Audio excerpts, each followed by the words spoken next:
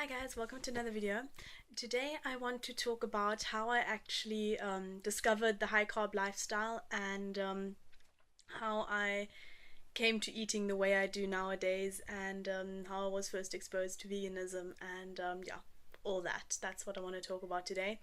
There's a whole lot of things around that also that I want to talk about actually, such as calorie restriction and the way I eat now and some little things that I want to change in my diet at the moment still. But I want to actually save those for later videos, so there's a whole lot of stuff coming. But for today, I really want to focus on how I actually discovered the high carb lifestyle. Um, because the backstory of it is, I actually think it's quite funny. So basically, my parents have been eating relatively healthily for quite a few years now. So let's call it 10 years basically. That was kind of when the McDonald's ban was imposed and there was no more white bread and toast in the house. And yeah, and basically what happened was my sister, for example, she was lactose and gluten intolerant, so we started having a lot of different foods in the house and less bread and all that sort of stuff. And then at some point we stopped going to the doctors. I think when I was in about second grade, we stopped going to the doctors, and I was a lot healthier all of a sudden and had no more tonsillitis. How funny is that? So that it's sort of like there was like step by step over like many years, and then it must have been 6 or maybe even 7 years ago now, for six, let's call it 6 years, that my mom somehow got into raw foods, and well, my parents then both got into raw foods, and then obviously was a lot of salads, and we got a dehydrator, so my mom started making amazing like flax and zucchini crackers and raw biscuits, all that sort of stuff. And then we started doing a lot of superfoods as well, because the German, not the German, the South African raw foods community is very superfoods intensive, because a lot of the stuff we can get there for quite cheap, such as hemp seeds and baobab and cacao, and it's actually quite a bit cheaper than it would be here in Germany. And yeah, so it was a lot of superfoods. And then at some point, so obviously my sister and I, living in the same house as my parents, obviously then we would obviously get a lot of that food, because it would just be what my mom would make for us. She would make really nice raw sushi to take to horse riding, or she would make flax crackers with guacamole, or she would make all sorts of nice salads or raw cookies, or we made dried fruit a lot of the time as well, all sorts of stuff like that. And then I think the story was my parents went to like a raw potluck dinner, where everyone brings a dish, and then you like put a little card and what's in your dish, and like everyone talks about raw food, and then there was one or two people giving like a talk, and there was a raffle, and my dad won Victoria Butenko's Green for Life book, which is obviously the book on green smoothies. So my dad read the book, being a voracious reader, and decided, hey, this sounds kind of cool. This sounds like something that could really help me. And he tried it out, and they were tasty. And then he was like, hey, kids, give this a try. And we liked it as well. And that kind of led to me having a green smoothie almost every morning for the better part of 1.5 or 2 years, I think, actually. That's like I was actually doing really well, and it was funny because before that I ate horribly. Like obviously, there was like healthy food at home, but like I unconsciously calorie restricted a lot, like not because I was like, oh, I need to lose weight, but just because, like, I don't know, it kind of just happened unconsciously, and that led to me binging out a lot, also not knowing why. But I actually want to make a separate video on that. So yeah, I was not eating very healthily, and then suddenly I had these green smoothies, and it was like, boom, okay, health. And I basically actually started drinking green smoothies and doing martial arts pretty much within the same within like 3 months of one another. And that, as you can imagine, that was like an insane kickstart to my health, because I was unathletic, even though I'd been doing horse riding for the better part of my life, and I was not really healthy either. And then green smoothies and martial arts, and that was it was quite crazy, but really cool. So what I would do was I would make about a liter and a half of green smoothie every morning, and I would have most of it in the morning, and then I would take a half a liter in like one of those half-liter yogurt containers where you can like put a lid on, and then we'll put it like in a plastic bag and take a spoon. And it was like quite a thick green smoothie, so it wasn't like half a liter of watery green smoothie, it was like quite thick green smoothie. And I would take that as my school lunch, with maybe some fruit or like some dried fruit or other raw food stuff. So I would literally have 1.5 liters of green smoothie, and that spread over lunch and breakfast and lunch. So that was really amazing, and I was the weird green smoothie girl and in school, and it was actually quite cool. And I think like I really feel that it did a lot for my health, because uh, like my thinking was just so much clearer. And then I was also doing sports, and then obviously that helped my athletic performance a lot. And I did lose some weight. I was actually pretty much the same on the scale, but I lost a lot of weight in terms of like how big I was, and I just started fitting into my clothes so much better, and I gained a lot of muscle weight as well. And actually looking back at some of the photos, I think just before I moved to Berlin, so when I was like kind of at the height of my kung fu green smoothie awesomeness, I was about 62.5 kilos, something like that, being 172 tall. So yeah, and I actually looked at some of the pictures, and I was actually like my legs weren't super skinny. That actually like they actually I lost a lot of weight on my legs actually coming to Germany and walking and cycling a lot. But like my upper body was really slim. Like you could actually like almost like kind of see the tops of the ribs, where you can like sort of see the lines of the rib cage. And it wasn't like super skinny, but like looking back, I was actually a lot slimmer than I felt, like in terms of my own perception. And then okay, so then I moved to Berlin, and then stuff just kind of went downhill from there, because even though my gran actually bought herself a Vitamix blender, which was amazing, but then I just don't like supermarket greens here. I can't bring myself to eat them.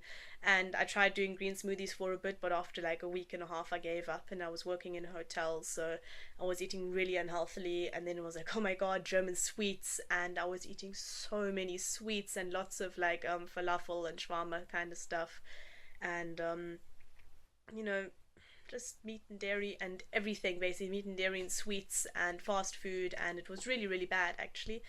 And I ended up gaining about I think 3 kilos, and then what happened then? Well, then I moved, and then I got my own blender for my 18th birthday, which was kind of in the middle of 2012, after I'd been in Berlin for half a year.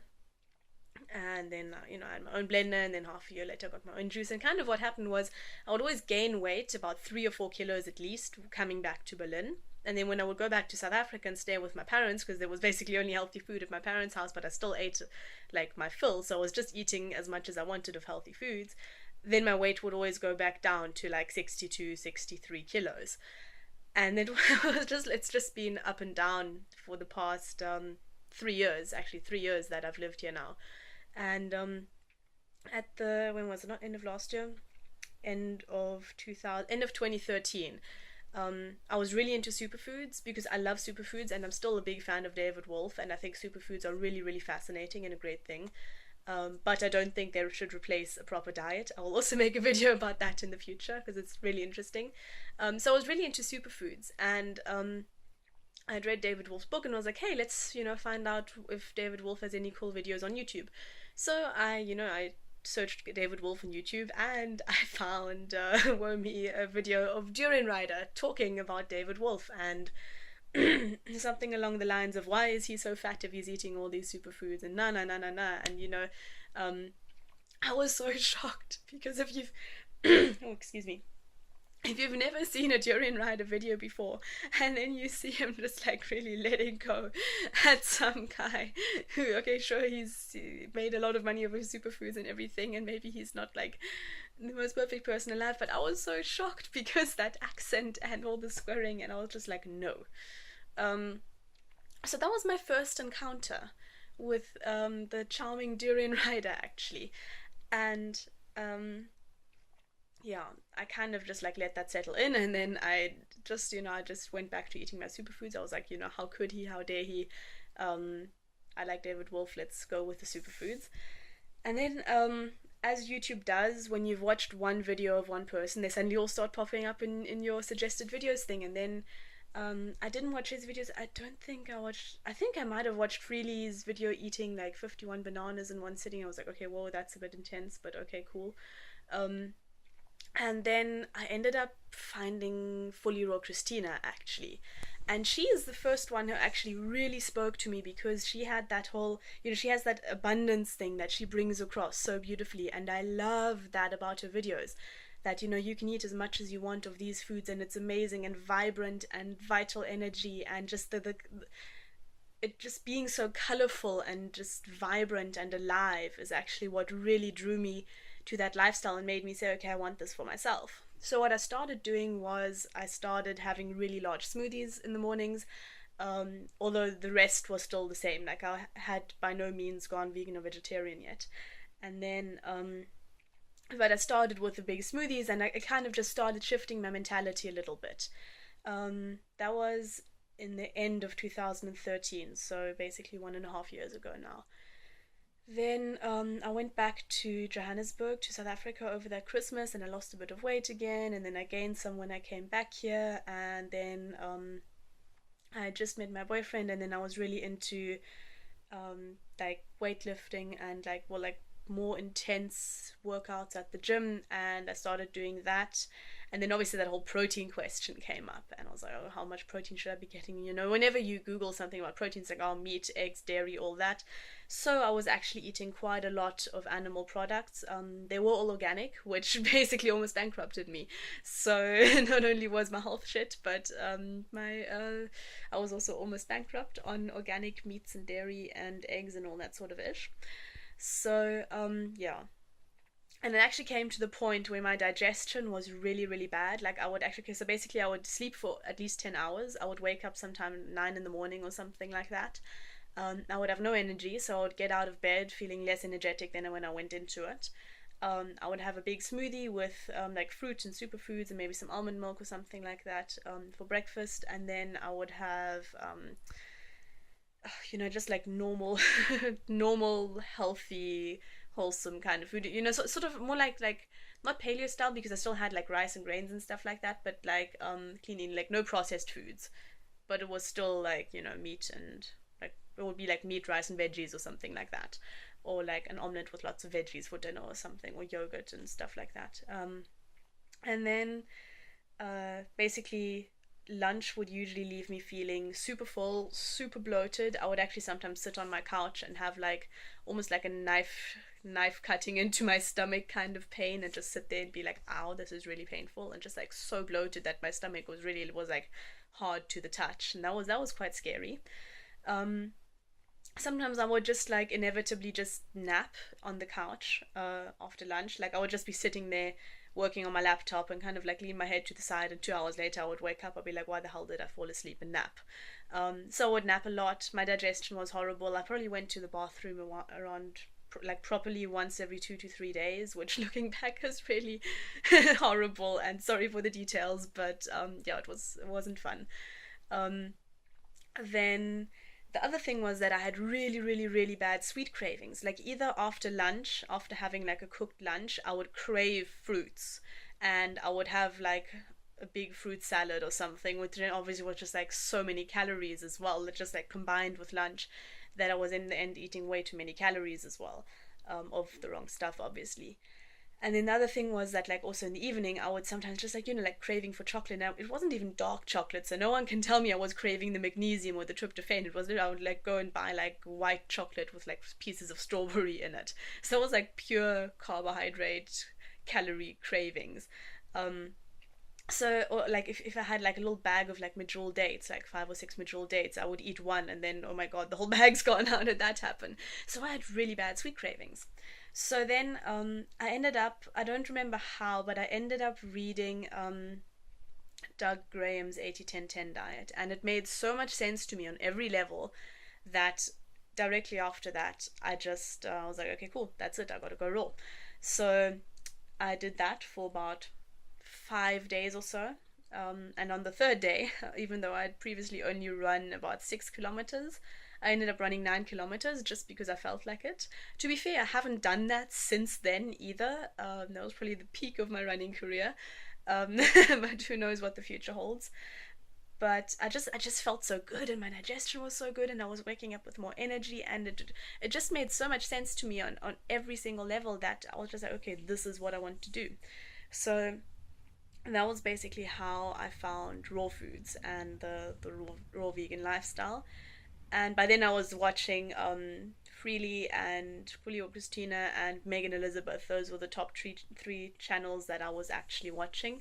And that actually helped me the most in my journey. And it's probably funny to some of you because you just watched my video from the other day about Freely's really controversial videos, but I loved her channel in the beginning when she was open and inspiring and like, hey, and you can be abundant, and that really did speak to me. So yeah, and then because of university and all sorts of stuff that came in between, I wasn't able to be fully raw because I just also found it quite difficult here in Germany.